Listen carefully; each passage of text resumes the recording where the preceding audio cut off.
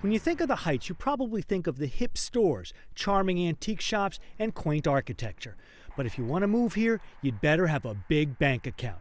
This house in particular is going for $1.1 million. Heights real estate isn't cheap, but it wasn't always this way, says Ann Sloan. She's written a book about the history of the Heights and is working on another. O.M. Carter wanted this to be a middle-class neighborhood. He never visualized it as for the creme de la creme. So it wasn't Houston's first elite neighborhood. O.M. Carter was a Bostonian and a self-made millionaire. He got investors to go in with him on the purchase of 1,765 acres outside of Houston. It was from the very beginning a planned subdivision. If you notice, a lot of the street names have a northern flavor. Harvard, Yale, just to name a few. And Heights Boulevard, well, that was modeled after Commonwealth Avenue in Boston. Oh, absolutely. Absolutely. We had many, many Yankees coming in to settle it. The first lot sold in 1891. By 1908, the population had boomed to 6,000 people.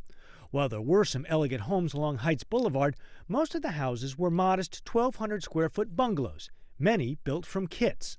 So why do they call this place the Heights anyway? I mean, look around. You see any hills?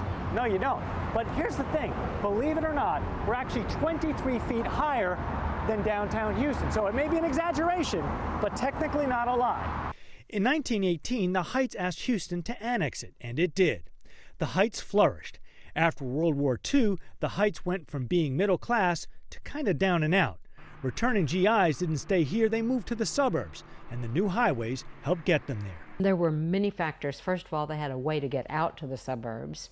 The suburbs were being developed, and they were cheap houses. Then, in the 1970s, came Heights resident Dean Coral.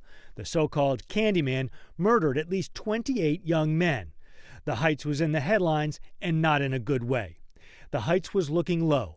That spurred the creation of the Houston Heights Association, a group of business people who wanted to revive the area. It did get some traction, and it started to work, and then people started moving to the Heights.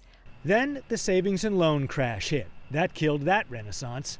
In the 1990s, City Council changed lot size rules and sewer rules. That was the beginning of the second renaissance, because that brought a whole new group of people in, many of whom were not from Houston, did not know what the Heights was, couldn't spell the word historic. Sloan worries about the future of her beloved Heights. She worries the newcomers and new developments like massive apartment buildings will change the flavor of what makes people love the Heights. She worries they may just love it to death.